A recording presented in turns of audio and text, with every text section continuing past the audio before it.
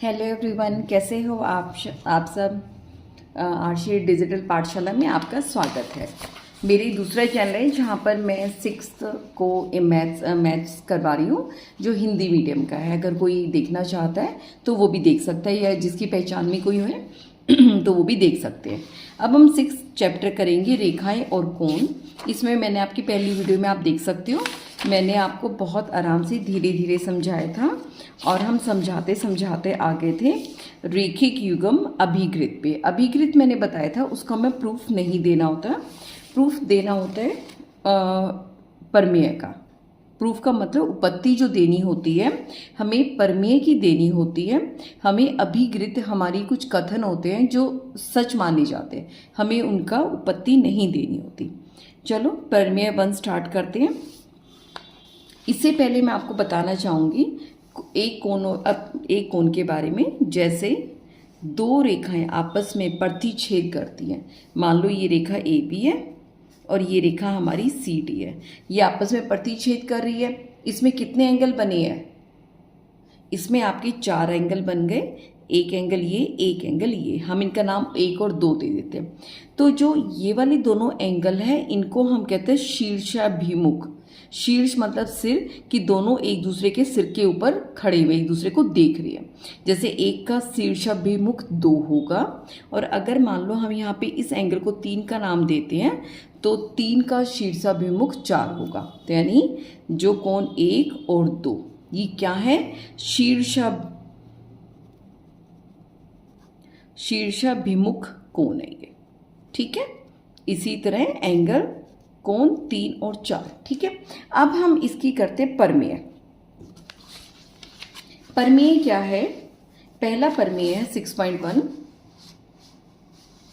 ये क्या बोलता है? यदि दो रेखाएं परस्पर प्रतिच्छेद करती हैं, ये दो रेखाएं हैं, ये दोनों प्रतिच्छेद कर रही हैं, तो शीर्षाभिमुख कोण बराबर होते हैं। ये परमेय जनरली एग्जाम्स में बहुत पूछा जाता है, तो ये परमेय बहुत इंपॉर्टेंट है, इसको जरूर याद कर लेना। लिखते इसको लिखना कैसे है? हम सबसे पहले जब एग्जाम में आता है तो सबसे ऊपर परमेय ही लिखते हैं। यदि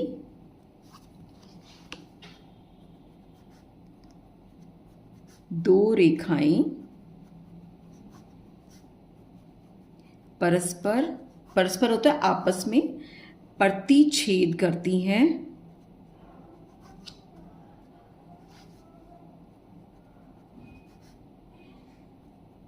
तो इसको याद भी करना है, ठीक है।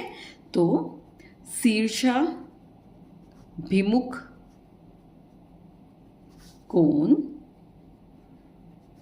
बराबर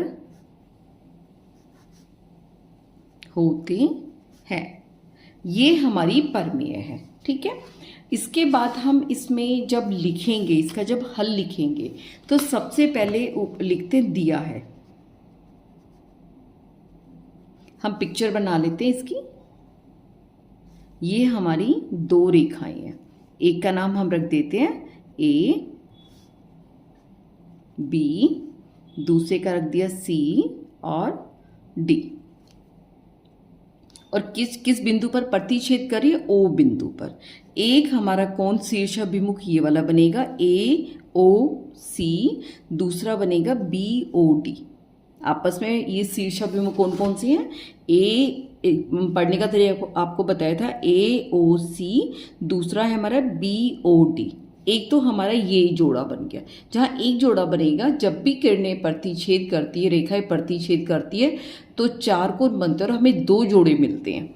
दूसरा जोड़ा हम अलग दिखाने के लिए इसको 2 लाइन दिखा देते हैं कि देखो ये दोनों अलग आपस में जोड़ा है, ये एक जोड़ा है। सिर्फ 2 रेखाएं दिखाने का यही मतलब होता है। इसका क्या बनेगा? ए ओ डी, इसके क्या बनेगा? बी ओ सी। ये अब हमने पिक्चर बना दी है। पिक्चर बनाने के बाद हम लिखेंगे दिया है, कि हमें क्या दे रखा है कि 2 रेखाएं, कौन कौन सी रेखाएं? नाम हमारा ए बी और सी डी। दूसरी रेखा हमारी सी डी है। ए बी और सी डी परस्पर, आगे पूरा परमेय वाला लिख देंगे।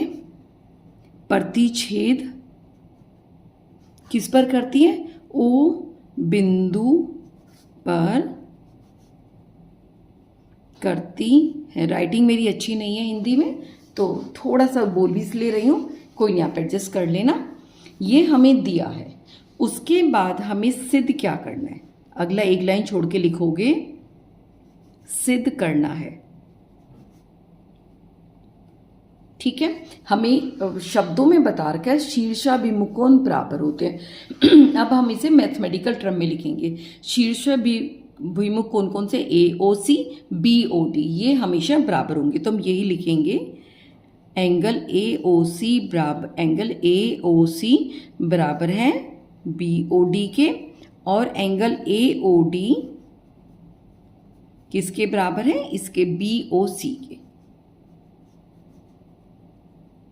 यहाँ बीच में लगा देते हैं, और हमें दो इनको उपपत्ति देनी है, ये हमें सिद्ध करनी है। उसके बाद आता है, ये सिद्ध करना हो गया, दिया है। अब करते उपपत्ति। अगर बीच में कुछ रचना करनी है तो वो लिख सकते हैं, लेकिन इसमें हमें कुछ रचना नहीं करनी। उपपत्ति करने से पहले मैं आपको बता देती हूँ अब इसको सिद्ध कैसे करेंगे। ये देखो, यहाँ पे हम पहले एक ये किरण मानते हैं, ये एक रेखा है, इसको भूल जाओ, ये रेखा है। इस रेखा में मैंने क्या बताया था, अगर एक रेखा है, इसके ऊपर एक किरण खड़ी है, अब ये किरण बन गई यहाँ से, तो इसके ऊपर जो दो कोण बनेंगे, ये दोनों कोणों का सम 180 डिग्री है। यानी हम इसको ले लेते हैं, इसको ले लेते हैं, इन दोनों कोणों का सम कितना हो गया? 180। इन दोनों का जोड़ कितना हो गया कोणों का? 180 डिग्री। अब थोड़ा सा पेज को पलटते हैं। अब क्या ले लेते हैं? ये वाली एक रेखा ले लेते हैं, इसके ऊपर ये एक दूसरी किरण खड़ी है, और फिर यहाँ पे दो हमारे वही कोण बनेंगे। इनका जोड़ कितना होगा? एक तो ये बनेगा और ये बनेगा। इन दोनों का जोड़ कितना होगा? 180 डिग्री। फिर हम क्या करेंगे, जो है इन दोनों का सम 180 डिग्री, इन दोनों का सम 180 डिग्री, क्योंकि दोनों का सम 180 डिग्री, तो दोनों बराबर हैं। ये एक दूसरे के सामने हम बराबर करेंगे और ये एक दूसरे से कट जाएंगे, तो हमें क्या पता चल जाएगा? ये इसके बराबर है। इस तरह हम करके चलेंगे, समझ गए? पहले ये रेखा लेंगे, इन दोनों को जोड़ 180 दिखाएंगे, फिर ये वाली रेखा लेंगे, इन दोनों का जोड़ 180 दिखाएंगे, वहां से हमारा ये बीच का कट जाएगा। करें? क्या लिखेंगे? पहले हम ये लेके चलते हैं, रेखा AB पर क्या है? रेखा AB पर ये जो एंगल है हमारा AOD जमा, ये बताया था ना, इन दोनों का जोड़ 180 डिग्री होगा, जमा BOD। कितना है इनका जोड़? 180 डिग्री। लिखना पड़ेगा, कारण क्या है कि ये दोनों क्या है? रेखिक युग्म। ठीक है, इनका हो गया रेखिक युग्म। अगला क्या लिखेंगे हम? ये हो गया, इसको हम दे देते हैं समीकरण नंबर 1। ये हमारा पहला समीकरण है। अब हम लेंगे रेखा, अब ये वाली दूसरी वाली ले लेते हैं, CD पर, रेखा CD पर ये वाला हम लेंगे। ठीक है, इसमें क्या आएगा हमारा? AOD और AOC। ये देखो, इस पर लेके चल रहे हैं, तो क्या बनेगा? रेखा कोण हमारे कौन कौन से बनेंगे? AOC AOD। क्या बनेंगे? AOC और AOD, इनका जोड़ कितना हो जाएगा? 180 डिग्री। इसको हम समीकरण नंबर 2 मान लेंगे, और इसमें भी वही लाइन है, रेखिक युग्म। दोनों एक रेखा पे युग्म बना रहे। मैं दूसरी कॉपी और ले लेती हूँ ताकि पेज ना पलटना पड़े।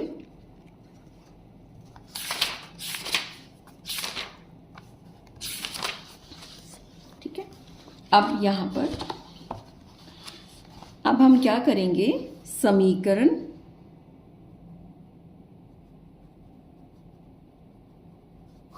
1 और 2 से हमें ये क्या पता चल रहा है कि ये भी 180 डिग्री का, ये भी 80 डिग्री का है। समीकरण 1 और 2 से पता चल रहा है। तो अगर ये दोनों 180 के बराबर है और ये हिस्सा इनका दायां हाथ बराबर है तो बायां भी बराबर होगा। तो हम इनको बराबर करके लिख देंगे। क्या हो जाएगा? AOD जमा BOD बराबर है AOC जमा AOD। ठीक है। अब यहाँ पे आप देख पा रहे हो इसमें क्या कॉमन है? AOD दोनों में उभयनिष्ठ क्या है? ये वाला AOD, ये वाला AOD। इसको हम क्या करेंगे? इसको इधर भेज देंगे, या हम हाँ ऐसे ही कर लेते हैं। हम क्या करेंगे? BOD क्या किया? ये तो हमारे पास है ही है पहले वाला AOC और AOD। इस वाले को जब हम इधर भेजेंगे, क्योंकि कुछ भी नहीं है तो इसके आगे जमा का निशान है, जब भी बराबर से इधर जाएगा तो वो घटा बन जाएगा। घटा बन के क्या बना? AOD। अभी देखो, एक जमा का AOD, एक घटा का AOD, ये क्या हो जाएगा? 0 हो जाएगा। तो हमें क्या मिल गया? BOD बराबर है AOC। ठीक है, हमारा क्या प्रूव हो गया? BOD बराबर है AOC। इसी तरह हम क्या लिखेंगे? अब दूसरा जो शीर्ष जोड़ा उसको हमें प्रूव करने की, उसकी उपपत्ति देने की जरूरत नहीं है। बिल्कुल इसी तरीके से हम बोलेंगे वो होगा। तो उसका हम लिख देंगे AOD बराबर है BOC। ठीक है, तो यहां पे लिख दिया, सिद्ध हुआ। ये बन गई हमारी पूरी की पूरी परिमेय की उपपत्ति। समझ आ गया? आसान से। अब हम इसका करते हैं उदाहरण।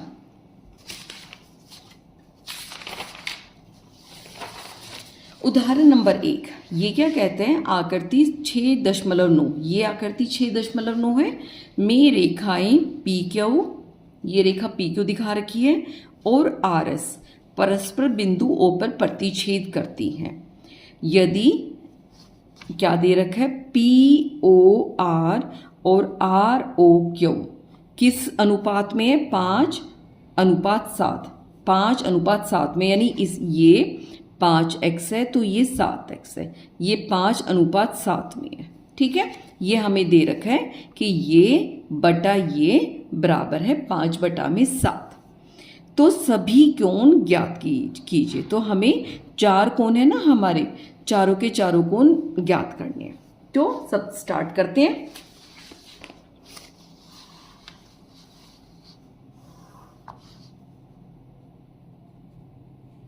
उदाहरण 1।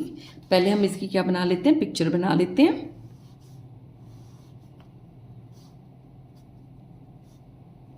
ये है हमारा ये वाला है और इस तरह। ठीक है, 4 हमारे एंगल बन गए। इनका नाम क्या क्या दे रखा है? यहाँ पे R है, यहाँ पे S है, यहाँ पर P है और यहाँ पर Q है। हो गया बराबर। अब हमें क्या पता है, हमें किस किस की बात करें, क्या दे रखा है? तो इसमें हम क्या लिखेंगे? दिया हुआ है, क्या क्या दे रखा है? एंगल POR, यानी ये बीच में O है। एंगल P कोण POR अनुपात ROQ किस अनुपात में? 5:7 में। ठीक है, अनुपात का मतलब हम इसको बटे में भी लिख सकते हैं। तो कैसे लिख सकते हैं? POR, आपकी ये लिखना चाहो तो लिख लो, आसानी के लिए हमें अनुपात समझ में आता है। ROQ बराबर है 5/7। ठीक है, ये हो गया। इसके बाद हम क्या करेंगे? अभी तो हमें इन दोनों का बटा पता है कि ये बटा ये बटा ये। हमें अकेले इसको निकालना है, तो हम क्या करेंगे? अगर हमें एक भी पता चल जाएगा तो हम दूसरा एंगल भी निकाल पाएंगे। अब जो हमें दे रखा है कि ये आकृति दे रखी है, इसका क्या फ़ायदा उठाएंगे? अब ये देखो, ये हमारी देखो रेखा बन रही है, PQ हमारी रेखा बन रही है। इसके ऊपर जो किरण खड़ी है OR खड़ी है, और इन दोनों का जोड़ हमें कितना पता है? 180 डिग्री। तो हम वो लिखेंगे कोण POR जमा ROQ, इनका जोड़ कितना है 180 डिग्री। कारण क्या है, ये क्या है, रेखिक युग्म।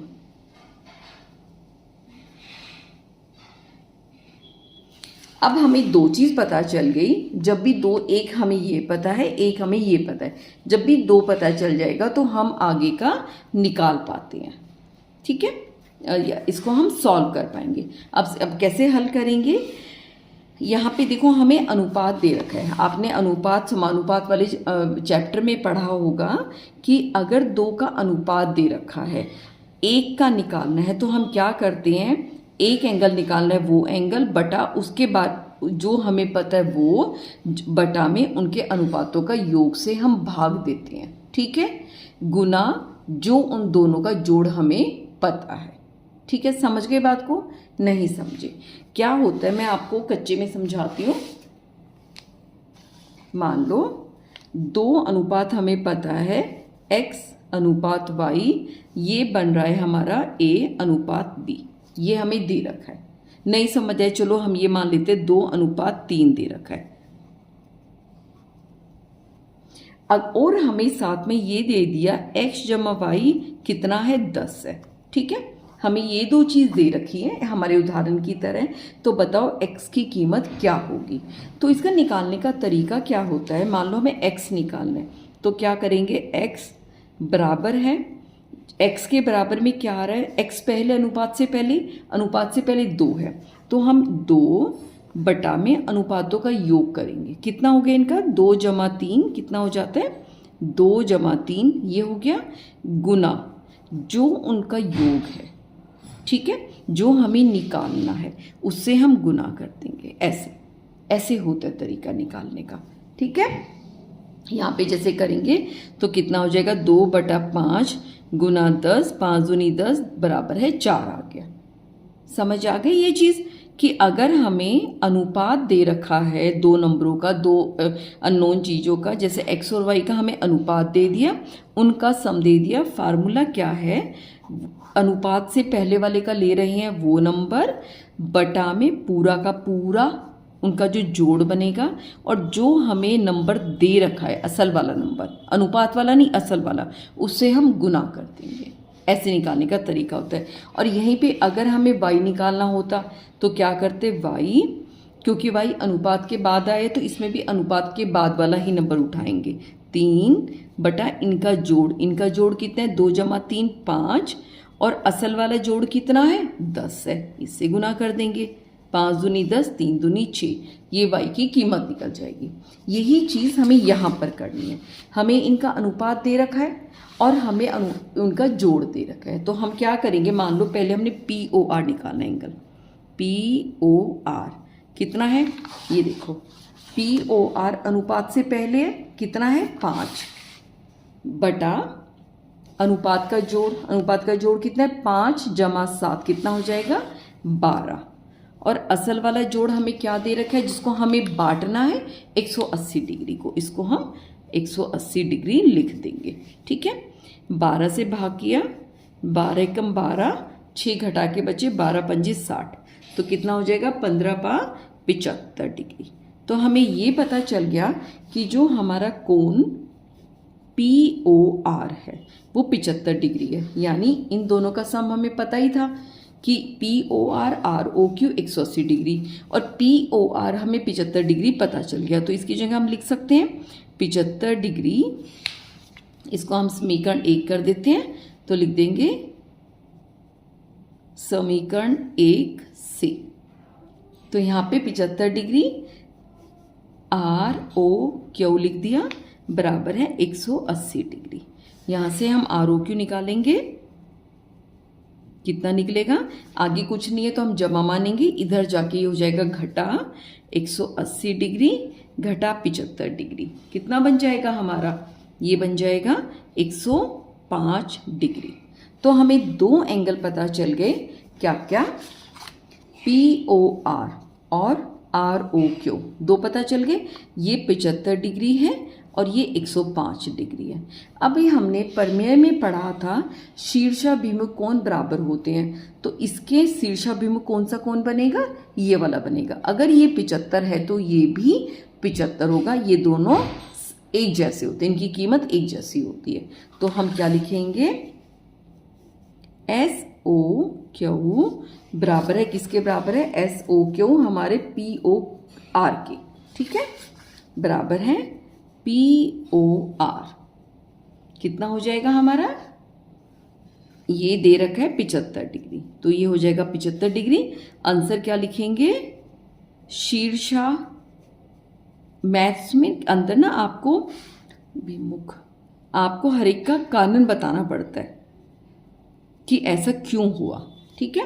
एक हमारा एक वो तो मिल गया था, एक आंसर ये हो गया, एक आंसर हमारा ये वाला हो गया, इसमें करने का मान रखा था, एक हमारा ये हो गया, एक और एंगल निकालना रह गया, क्या निकालना रह गया, POS। ये भी इसका शीर्षाभिमुख ये है, तो ये 105 डिग्री है, तो ये भी 5 डिग्री हो जाएगा। तो हम क्या लिखेंगे, POS बराबर है ROQ, कितना है ये, 105 डिग्री। आंसर क्या लिखेंगे, शीर्षाभिमुख कोण, ठीक है। इससे हमें हमारे चारों कोण पता चल गए। ये हमारा 5वां स्वीकरण बना, ठीक है। ये हमारा पहला उदाहरण हो गया।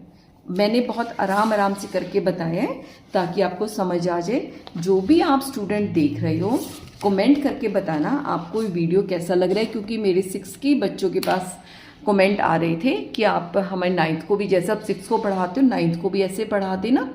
तो मैं उसी हिसाब से पढ़ा रही हूँ। अगर आपको स्पीड तेज चाहिए तो बता देना, और इतने ही आराम से पढ़ना है कि चीज़ एक एक समझ आती चली जाए, तो मुझे कमेंट करके ज़रूर बताना। वीडियो देखने के लिए धन्यवाद। ध्यान रखो अपना, टेक केयर।